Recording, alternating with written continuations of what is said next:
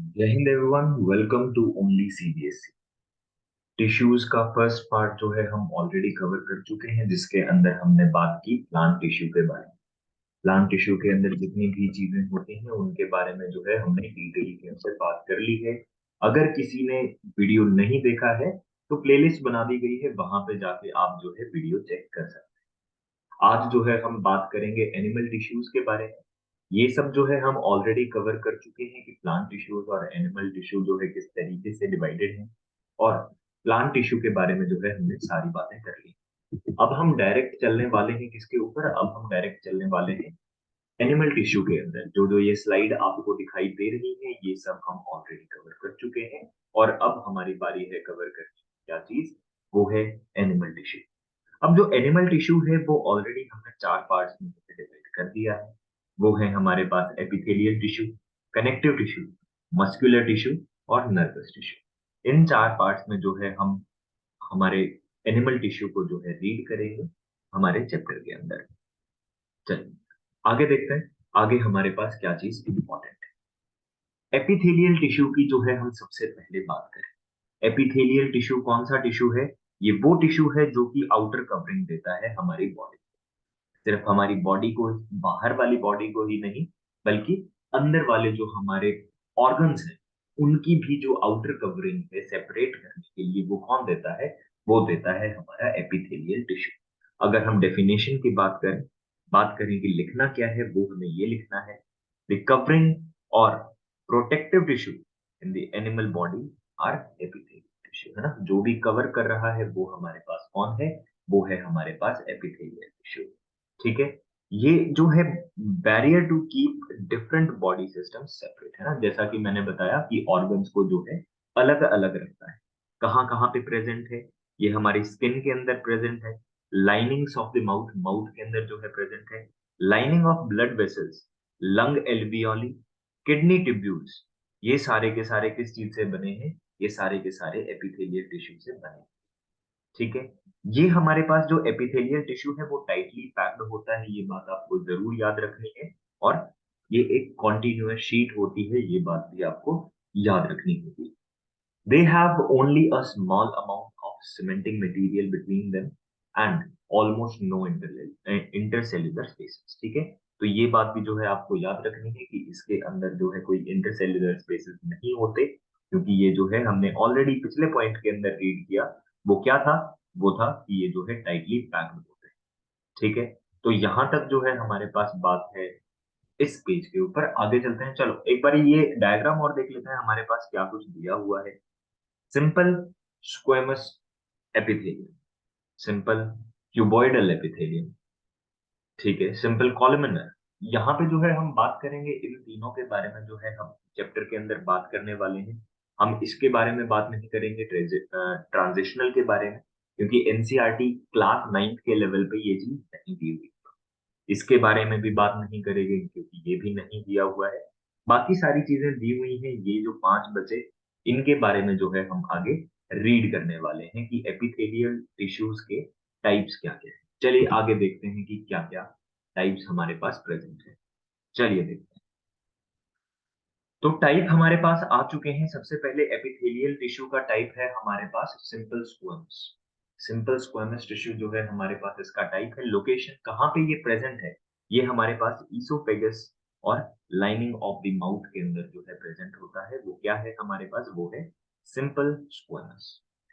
ये जो है एक फ्लैट लेयर है, सिंगल फ्लैट लेयर है, जिसके अंदर इंटरसेल इरेगुलर बाउंड्रीज, ठीक है, सेल्यूलर स्पेसेस जहां पे हम बात करते हैं वहां पे इरेगुलर बाउंड्री यहाँ पे प्रेजेंट है सिंपल स्क्वेयर्स के। काम क्या करता है? ये काम करता है ट्रांसपोर्ट का। डिफ्यूजन के थ्रू जो भी ट्रांसपोर्ट होगा उसका काम कौन देखेगा? वो देखेगा हमारे पास सिंपल स्क्वेयर्स। चलिए आगे देखते हैं। आगे हमारे पास बारी आती है स्ट्रेटिफाइड स्क्वामस की। स्ट्रेटिफाइड स्क्वामस की अगर हम बात करें तो ये आपको लाइनिंग ऑफ द माउथ के अंदर मिलेगा और लाइनिंग ऑफ द वजाइना के अंदर भी मिल जाएगा। स्ट्रक्चर क्या है? स्ट्रक्चर की अगर हम बात करें तो skin epithelial cells are arranged in many layers to prevent wear and tear. तो यहाँ पे जो है आपको डिफरेंस क्या देखने को मिल रहा है? डिफरेंस सिंपल स्क्वेमस और स्ट्रेटिफाइड स्क्वेमस के अंदर जो है आपको क्या देखने को मिलेगा कि सिंपल स्क्वेमस के अंदर जो है सिंगल लेयर होगी और स्ट्रेटिफाइड स्क्वेमस एपिथेलियम के अंदर जो है ज्यादा लेयर होंगी, एक लेयर नहीं, ताकि वियर और टीयर को जो है प्रिवेंट किया जा सके, है ना, यानी कि ज्यादा ब्लीडिंग ना हो इसलिए। ठीक है, चलिए। क्योंकि माउथ के अंदर जो है हम खाते रहते हैं, तो फिर क्या हो सकता है, हमारे जो गम्स हैं या फिर हमारी लाइनिंग्स हैं जो माउथ के अंदर, उनके अंदर वियर एंड टीयर होने के चांसेस रहते हैं। तो ज्यादा लेयर होंगी, स्ट्रेटिफाइड स्क्वेमस एपिथेलियम होगा, तो फिर वियर एंड टीयर जो है उसके चांसेस कम हो जाते हैं। चलिए, ये काम क्या करता है, ये प्रोटेक्शन का काम करता है। और ऊपर वाला जो है हमारे पास सिंपल स्क्वेमस क्या काम करता था, सिंपल स्क्वेमस काम करता था हमारे पास ट्रांसपोर्ट का। ठीक, सिंपल कॉलमनर एपिथेलियम। अब बारी आती है हमारे पास simple columnar epithelium. Simple columnar epithelium हमारे पास कहाँ प्रेजेंट है, वो है डाइजेस्टिव ट्रैक्ट्स के अंदर, अपर रेस्पिरेटरी ट्रैक्ट की लाइनिंग। तो ये चीजें तो आपको याद रखनी होंगी। ठीक है, आगे देखते हैं कि इसका स्ट्रक्चर क्या है। सिंगल लेयर है of columnar sales and often ciliated. तो आपसे जो है क्वेश्चन पूछ लिया जाता है कई बार, सिलिएटेड कॉलमनर एपिथेलियम। ठीक है, यहाँ पे मैं लिख देता हूँ, ciliated columnar, ciliated columnar epithelium. ठीक है, सिलिएटेड कॉलमनर एपिथेलियम की जब हम बात करते हैं, ये हमारे पास क्या है, जो हमारा कॉलमनर एपिथेलियम है उसके ऊपर सीलिया यानी कि ये छोटे छोटे स्ट्रक्चर, हेयर लाइक स्ट्रक्चर जो है प्रेजेंट होते हैं, तो उसको हम क्या बोल देते हैं, उसको बोल देते हैं हम सिलिएटेड कॉलमनर एपिथेलियम। ये जो है आपके एनसीईआरटी के अंदर दिया हुआ है सिलिएटेड कॉलमनर एपिथेलियम, इसलिए जो है मैंने यहाँ पे थोड़ा सा उसके बारे में बता दिया है। ठीक है, बाकी और कोई डिफरेंस नहीं है, बस उसके ऊपर जो है सीलिया प्रेजेंट होता है, बाकी जो है लगभग सेम रहेगा हमारे पास। प्रोटेक्शन करता है, एब्जॉर्प्शन करता है, म्यूकस का सिक्रीशन करता है ना। जहां पे सीलिया अगर प्रेजेंट हो गया तो म्यूकस का सिक्रीशन तो होता ही होता है। चलिए, and the movement in a specific direction, movement भी जो है चेक करेगा, एक स्पेसिफिक डायरेक्शन के अंदर होती है। फिर हमारे पास बारी आती है simple cuboidal epithelium. Simple cuboidal epithelium की अगर हम बात करें, the tubular lining of kidney glandular ducts. ठीक है, यहाँ पे जो है ये प्रेजेंट है, सिंगल लेयर है, शॉर्ट सिलेंड्रिकल सेल्स। ठीक है, सिंगल लेयर है, शॉर्ट सिलेंड्रिकल सेल्स है, और ये जो है क्या करता है, ये जो है हमारे पास मैकेनिकल सपोर्ट देने का काम करता है। फिर हमारे पास बारी आती है ग्लैंडुलर एपिथेलियम। ये जो ग्लैंडुलर एपिथेलियम है, ये एनसीईआरटी के अंदर ही दिया हुआ है, अदरवाइज और कहीं पे आपको जो है ये नहीं मिलेगा। मोस्ट ऑफ दी सब्जेक्ट्स जो हैं, जो हमारे टॉपिक्स हैं, है ना, जो हम बाहर से पढ़ रहे हैं, वो ज्यादातर इस चीज को कवर नहीं करते हैं, बट एनसीईआरटी ने कवर किया है, तो हम भी यहाँ पे कवर करेंगे कि ग्लैंडुलर एपिथेलियम क्या होता है। कोई ऐसी कोई इन पर्टिकुलर लोकेशन नहीं होती इसकी कि आपको जो है माउथ के अंदर या फिर कहीं और, है ना, या फिर किडनी की लाइनिंग्स के अंदर, ग्लैंडुलर डक्ट्स के अंदर, या फिर आपके ईसोफेगस के अंदर, ऐसा कुछ नहीं है कि यहीं पे आपको मिलेगा। बट ग्लैंडुलर एपिथेलियम एक्चुअली है क्या, ये वो एपिथेलियम है जो ग्लैंड्स जैसा काम करने लग जाता है। Epithelial cells often acquire additional specialisation as a gland cell. ठीक है, जहां पे वो ग्लैंड सेल जैसा काम करने लग जाए एपिथेलियल सेल्स, तो उसको हम ग्लैंडुलर एपिथेलियम बोल देते हैं। सिक्रीट करने का substance at the epithelial surface, जब एपिथेलियल ही अपने ही ऊपर सिक्रीट करने लग जाए, ग्लैंड जैसा काम करने लग जाए, तो वो हमारे पास ग्लैंडुलर एपिथेलियम हो जाता है। बहुत इंपॉर्टेंट पॉइंट है, पेपर में जो है आपसे पूछा जा सकता है। आगे चलते, आगे हम बात करेंगे अब कनेक्टिव टिश्यू। ठीक है, कनेक्टिव टिश्यू की बात करेंगे तो उसके अंदर हमारे पास होते कौन कौन है उनके बारे में बात करेंगे। सबसे पहले हमारे पास हम बात करेंगे ब्लड की, फिर bone, ligaments, tendons, cartilage, areola and adipose. ठीक है, इन सब की जो है हम बात करने वाले हैं। ये सारे के सारे किसके अंदर आते हैं, ये सारे के सारे आते हैं आपके पास कनेक्टिव टिश्यू में। ये जो है थोड़ा सा लूजली स्पेस्ड होता है, जैसे एपिथेलियल के बारे में जब हमने बात की, उसके अंदर कोई इंटरसेल्युलर स्पेसेस नहीं थे, बट यहाँ पे जो है आपको जो है क्या मिलेंगे, लूजली स्पेस्ड इंटरसेल्युलर मैट्रिक्स जो है आपको देखने को मिलेगी। और ये जेली लाइक हो सकता है, फ्लूइड लाइक हो सकता है, डेंस हो सकता है और रिजिड भी हो सकता है, क्योंकि ब्लड की जब हम बात करते हैं तो ये फ्लूइड है, और बोन की जब आप बात करोगे तो वो आपको रिजिड स्ट्रक्चर जो है उसका देखने को मिलेगा। चलिए, ये बात हो गई हमारे पास कनेक्टिव टिश्यू की। अब हम बात करेंगे इनके टाइप्स, जो कि है सबसे पहले हमारे पास ब्लड। ब्लड की जब हम बात करते हैं तो ब्लड के अंदर दो चीजें हमारे पास आ जाती हैं। एक हमारे पास होते हैं आरबीसी और दूसरे होते हैं हमारे पास डब्ल्यूबीसी। ठीक है। तो और एक और चीज होती है जो होता है हमारा प्लाज्मा। ठीक है। और आरबीसी और डब्ल्यूबीसी और प्लेटलेट्स भी हमें जो है ब्लड के अंदर जो है देखने को मिलते हैं। आरबीसी क्या करता है? आरबीसी के अंदर होता है हीमोग्लोबिन, जो आपका रेड कलर है, या फिर जो हमारा हीमोग्लोबिन है, जैसे आप अगर कभी ब्लड डोनेट करने जाओ या फिर ब्लड टेस्ट करवाओ तो उसके अंदर आपको देखने को मिलेगा कि आपका खून, आप बोलते हो उसको नॉर्मली कि मेरे अंदर तो 13 ग्राम खून है। अब पूरी बॉडी के अंदर तो सिर्फ 13 ग्राम खून तो नहीं होगा ना। वो जो है क्या होता है, वो हमारे पास हीमोग्लोबिन लेवल होता है 13 ग्राम का। ठीक है। तो वो जो है हीमोग्लोबिन लेवल होता है। आगे देखते हैं, आगे हमारे पास क्या है? आरबीसी और क्या काम करता है? ये काम करता है ट्रांसपोर्ट करने का ऑक्सीजन। ठीक है। पूरी बॉडी के अंदर जो है ऑक्सीजन ट्रांसपोर्ट करने का काम कौन करेगा? वो करेगा आरबीसी। डब्ल्यूबीसी क्या करेगा? अब कोई वायरस आ गया है, बॉडी के अंदर घुस गया है, तो उसके अगेंस्ट जो है फाइट करेगा, सिस्टम को प्रोटेक्ट करेगा अगेंस्ट फॉरेन एंटीजेंस। ठीक है। फिर हमारे पास बारी आती है प्लेटलेट्स की। प्लेटलेट क्या करती है? ब्लड क्लोटिंग जो है उसके अंदर हेल्प करती है। ठीक है। आगे हमारे पास क्या आता है? आगे हमारे पास आता है प्लाज्मा। प्लाज्मा के अंदर क्या होता है? प्लाज्मा के अंदर होते हैं proteins, water, hormones, salt etcetera. ठीक है। To transport to different parts of the body. ठीक है। प्लाज्मा जो है ट्रांसपोर्ट कर रहा है ये सारी चीजें। ठीक है। तो ये हमारे पास आ गया किस चीज के अंदर? ये सारा हमारे पास आ जाता है ब्लड के। आगे हम चलते हैं, आगे हम बात करेंगे बोन की। तो ये हमारा जो है क्या है? ये हमारे पास हमारा स्केलेटन है। तो आप एक क्वेश्चन मेरे को कमेंट सेक्शन के अंदर बताने वाले हैं कि total number of bones, total number of bones हमारी बॉडी के अंदर कितनी प्रेजेंट है। ठीक है। टोटल नंबर ऑफ बोन्स जो है हमारी बॉडी के अंदर कितनी प्रेजेंट है, ये जो है आपके लिए क्वेश्चन है। आप कमेंट सेक्शन के अंदर मुझे बताएंगे। ठीक है। Bone is the hardest connective tissue. ये जो है हार्डेस्ट कनेक्टिव टिश्यू है, इसके बारे में तो आप लोगों को पता ही है लगभग सारी बातें। ठीक है। और ये जो है क्या है? ये रिच होता है कोलेजन फाइबर एंड कैल्शियम में, है ना। ये बात भी जो है आपको क्या है? ये बात भी जो है आपको पता है कि कैल्शियम और कोलेजन फाइबर्स जो है बोन के अंदर काफी ज्यादा होते हैं। करता क्या है? ये एक जो है शेप देने का काम करेगा हमारी बॉडी को, एक जो है प्रॉपर पोस्चर देगा। बोन के अंदर, बोन की मैट्रिक्स के अंदर is composed of calcium and phosphorus compounds. ठीक है। तो ये बात जो है आपको याद रखनी है, कैल्शियम प्रेजेंट है और फॉस्फोरस कंपाउंड जो है उसके अंदर प्रेजेंट है। चलिए, तो ये हमारे पास बात हो गई किस चीज की? ये हमारे पास बात हो गई यहाँ पे बोन्स की। आगे चलते हैं, आगे हम बात करेंगे अगले कनेक्टिव टिश्यू के बारे में, जो कि है हमारे पास लिगामेंट और दूसरा है हमारे पास टेंडन्स। तो लिगामेंट्स क्या होते हैं? लिगामेंट्स होते हैं वो पार्ट, वो चीज जो दो बोन्स को जो है आपस में कनेक्ट कर रही है, अटैच टू बोन्स। ठीक है। यानी कि यहाँ पे जो है आपको लिगामेंट देखने को मिलेगा। जैसे हमारा नी है, तो यहाँ पे दो बोन्स प्रेजेंट हैं, तो फिर उन दोनों को कनेक्ट करने का काम किसका है? उन दोनों को कनेक्ट करने का काम है हमारे पास लिगामेंट्स का।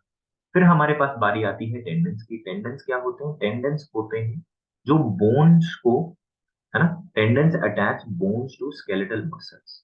ठीक है। हमारी जो मसल्स हैं उसको बोन के साथ अटैच करके रखने का काम किसका है? बोन के साथ अटैच करके रखने का काम है टेंडन्स का। ठीक है। तो इस पॉइंट को भी जो है हम याद रखेंगे। आगे चलते हैं, आगे हमारे पास बारी आती है कार्टिलेज की। ठीक है। कार्टिलेज की अगर हम बात करें तो ये भी जो है हमारे लिए बहुत इंपॉर्टेंट हो जाता है, वाइडली स्पेस्ड होते हैं। कार्टिलेज जो है हमारे पास क्या होते हैं? कार्टिलेज जो है हमारे पास वाइडली स्पेस्ड होते हैं, कंपोज्ड होते हैं प्रोटीन्स के और शुगर्स के। ठीक है। और ये प्रेजेंट कहाँ होते हैं? जैसे आपका जो ईयर है, ठीक है, जो आपका कान है, अगर आप उसको फोल्ड करो तो आपको पता लगेगा कि यार ये फोल्ड हो जाता है। आपका जो कान है वो फोल्ड हो जाता है ना। उसके अंदर कोई बोन प्रेजेंट नहीं होती, वो फ्लेक्सिबिलिटी जो है प्रोवाइड करता है। कौन करता है? वो करता है आपको कार्टिलेज। और कहाँ कहाँ होता है? नोज के अंदर, ईयर के अंदर, ट्रैकिया के अंदर और लेरिंग्स के अंदर, जो हमारे गले। ठीक है। We can fold the cartilage of the ear, but we cannot bend the bones in our arms. ठीक है, तो कार्टिलेज जहां पे प्रेजेंट है हमारे पास, कार्टिलेज जहां पे प्रेजेंट है, और कार्टिलेज सिर्फ ऐसा नहीं है कि यही नोज या फिर ईयर या ट्रैकिया के अंदर ही प्रेजेंट है, बट जहां पे हमारे पास क्या चीजें होती है, जहां पे हमारे पास प्रेजेंट है हमारी क्या चीज, जो हमने पिछले उसमें पढ़ी, लिगामेंट, वहां पे भी स्मूथनिंग के लिए कार्टिलेज जो है प्रेजेंट होता है। ठीक है, कार्टिलेज जो है थोड़ा सा स्मूथनिंग के लिए भी होता है, ताकि थोड़ी सी फ्लेक्सिबिलिटी आ जाए हमारे पास, है ना। चलिए, तो ये हमारे पास बात होगी कार्टिलेज। आगे हम बात करेंगे दो और टिश्यूज, जो कि कनेक्टिव टिश्यू का ही पार्ट अभी तक हमारे पास चल रहा है, जो कि है हमारे पास कौन, एक है एरियोलर टिश्यू और दूसरे है हमारे पास एडिपोज टिश्यू। पहले हम बात कर लेते हैं एरियोलर टिश्यू के बारे में। ये कहाँ होता है, स्किन और मसल के बीच में। अभी तक हमने बात की बोन और बोन के बीच में, बोन टू बोन के बीच में हमारे पास कौन आया, बोन और बोन के बीच में हमारे पास आया लिगामेंट। ठीक है, ये आया हमारे पास लिगामेंट।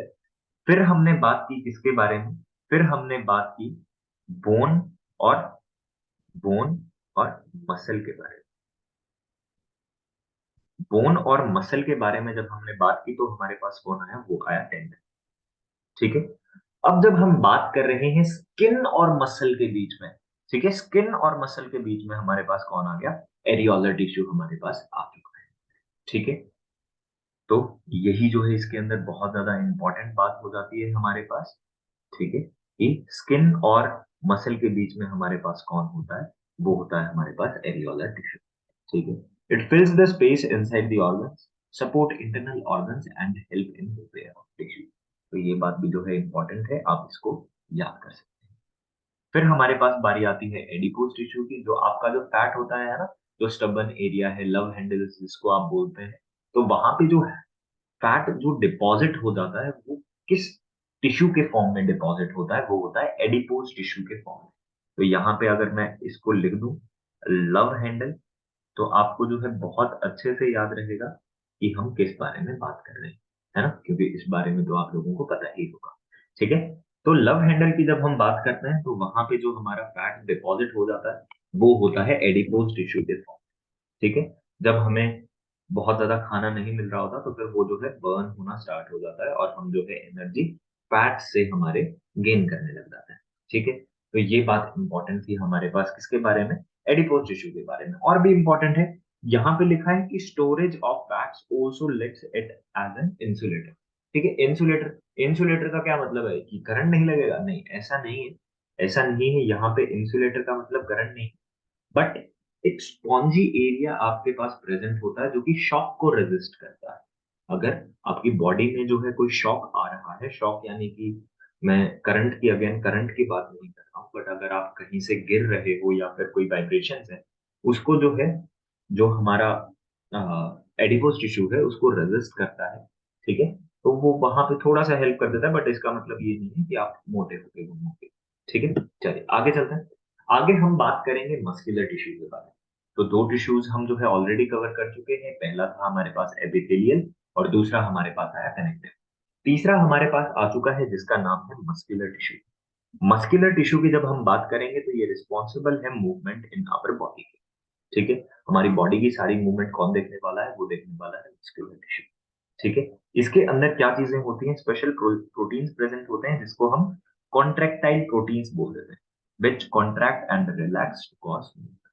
ठीक है, ये जो है कॉन्ट्रैक्ट होते हैं और एक्सपेंड हो जाते हैं, रिलैक्स कर जाते हैं, हमारी बॉडी को मूवमेंट में हेल्प करते हैं।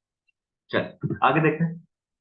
आगे जो है अब हमारे पास आ जाती है बारी मसल्स के, मसल टिश्यू के दो टाइप्स की।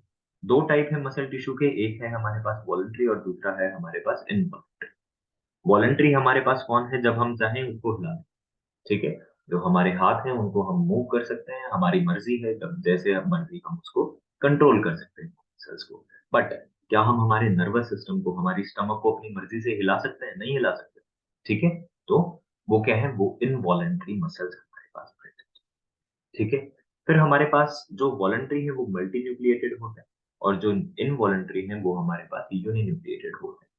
ठीक है, ये हमारे पास लोकोमोशन यानी कि मूवमेंट के अंदर हेल्प करता है, और ये जो है हेल्प करते हैं हमारे पास डिफरेंट ऑटोमेटिक मूवमेंट्स के लिए। ठीक है, जो हमारे रेस्पिरेटरी ट्रैक्ट्स हैं, डक्ट्स हैं, ठीक है, ये तो ऑटोमेटिक काम है सारे के सारे, ब्लड वेसल्स है ना, ये सारे के सारे ऑटोमेटिक काम है, इसके लिए आपको स्पेशल कुछ नहीं करना पड़ता है ना। ऐसा तो नहीं है कि ब्लड जो है आप अपने हाथ से जो है ऊपर पहुंचाओगे, है ना, ऐसा नहीं है। बट वो सारी की सारी चीजें ऑटोमेटिक है, तो इसलिए जो है वो इनवॉलेंट्री के अंदर जो है हम कंसीडर करते हैं। इसको जो है हाई एनर्जी चाहिए, वॉलंटरी को जो है हाई एनर्जी चाहिए, और इसको जो है लो एनर्जी, इतनी ज्यादा एनर्जी नहीं चाहिए होती है इन वॉलंटरी एक्शंस को। वॉलंटरी एक्शंस अब जैसे पुशअप्स हम कर रहे हैं, तो हाई एनर्जी तो ऑब्वियसली हमें चाहिए। अब वॉलंटरी एक्शंस के अंदर भी अलग अलग टाइप के एक्शंस के हिसाब से अलग अलग एनर्जी जो है रिक्वायर्ड होती है। अब सारा दिन कोई बंदा सोता ही रहेगा, तो उसको जो है इतनी एनर्जी जो है रिक्वायर्ड नहीं होगी। The muscles are long unbranched and cylindrical shape. ठीक है, लॉन्ग अनब्रांच्ड और सिलिंड्रिकल शेप की मसल्स प्रेजेंट होती हैं, और यहाँ पे जो है हमारे पास स्मॉल और स्पिंडल शेप हमारे पास मसल्स प्रेजेंट होते हैं। ठीक है, फिर हमारे पास बात क्या आती है, फिर हमारे पास बात आती है कि रैपिड एंड पावरफुल कॉन्ट्रैक्शन कर सकता है, स्लो एंड रिदमिक कॉन्ट्रैक्शन कौन करता है, वो होती है हमारे पास इनवॉलंटरी मसल्स। वॉलंटरी मसल जो है इंक्लूड करती है स्केलेटल मसल्स को, इनवॉलंटरी मसल्स जो है स्मूथ मसल्स होती हैं, और कार्डियक मसल्स को जो है इंक्लूड करती है। ठीक है, तो ये बातें जो है आपको याद रखनी है, इसके अंदर से 4 या 5 पॉइंट भी अगर आप याद रख लेंगे तो आपका काम बन जाएगा एग्जाम के। आगे देखते हैं, ये हमारे पास लास्ट टॉपिक होने वाला है, जो कि है हमारे पास नर्वस टिश्यू। नर्वस टिश्यू की जब हम बात करते हैं, नर्वस टिश्यू की जब हम बात करेंगे, तो cell of the nervous tissue are highly specialised for being stimulated and transmitting the stimulus very rapidly from one place to another within the body. ठीक है, तो हमारे पास कोई भी काम, जैसे यानी कि अगर आपने कहीं पे हॉट सब्सटेंस को अगर टच कर दिया है, तो वो सारे के सारी चीजें कौन बताएगा हमारे ब्रेन को, वो बताएगा हमारे पास नर्वस टिश्यू। ठीक है, ये स्टिमुलस को जो है ट्रांसमिट करने का काम करता है। ठीक है, अगर किसी चीज को टच किया तो क्या होगा, आगे जो है वो मैसेज जो है पहुंचाता रहता है। देखते हैं जरा डायग्राम को। ये हमारे पास आगे वाले जो पॉइंट्स हैं उसको हम डेंड्राइट्स बोलते हैं, और लास्ट वाले जो है हमारे पास कौन है, वो है नर्व एंडिंग्स। बीच में जो है जो पार्ट हमारे पास आता है, यहाँ पे इसको हम एक्सॉन बोलते हैं। ठीक है, और अगला वाला जो न्यूरॉन होगा, इसको हम न्यूरॉन भी बोल सकते हैं। ठीक है, अगला वाला जो न्यूरॉन होगा उसके डेंड्राइट्स इसकी नर्व एंडिंग के साथ जो है कनेक्टेड। ठीक है, अगले वाले के डेंड्राइट्स इसकी नर्व एंडिंग के साथ जो है कनेक्ट करेंगे, और स्टिमुलस को जो है ऐसे ही ब्रेन तक या फिर हमारे स्पाइनल कोड तक पास करने का काम करेंगे, है ना। स्पाइनल कोड जो है आपको रिफ्लेक्स एक्शन देने के अंदर जो है हेल्प करता है। रिफ्लेक्स एक्शन से जब यहाँ पे एक बार लिख लेते हैं, रिफ्लेक्स एक्शन। ठीक है, रिफ्लेक्स एक्शन आपको कौन प्रोवाइड करेगा, रिफ्लेक्स एक्शन आपको देगा स्पाइनल कोड। रिफ्लेक्स एक्शन से मेरा क्या मतलब, रिफ्लेक्स एक्शन से मेरा मतलब है, जैसे आपने एकदम से किसी गर्म चीज को टच कर दिया, तो आप क्या करते हो, कुछ भी सोचे बिना एकदम से हाथ पीछे करते हो। ठीक है, तो वो क्या होता है, वो एक्चुअली मैसेज जो है आपके ब्रेन तक बाद में पहुंचता है, बट आपका जो स्पाइनल कोड है वो ऑलरेडी एक्शन ले चुका होता है, आपके स्पाइनल कोड ने बोला है कि हाथ जो है पीछे हटा दे। ठीक है, तो मैसेज जो है ब्रेन तक तो बाद में पहुंचता है। तो यहीं पे जो है हमारा लेक्चर खत्म होता है, तो इसी के साथ मैं आपसे एक बारी रिक्वेस्ट करता हूं कि आप जो है चैनल को सब्सक्राइब जरूर करें, वीडियो को लाइक करें। अगर आप चाहें तो हमारे टेलीग्राम चैनल के अंदर जो है हमसे कनेक्ट कर सकते हैं। कभी भी कोई भी डाउट अगर आपको आता है तो आप जो है वहां पे मेरे को पर्सनली मैसेज कर सकते हैं, तो वहां पे जो है आपकी क्वेरी जो है बिल्कुल सुनी जाएगी। तो थैंक्स फॉर वॉचिंग, एंड अगले वीडियो के अंदर मिलते हैं। Thank you and bye bye.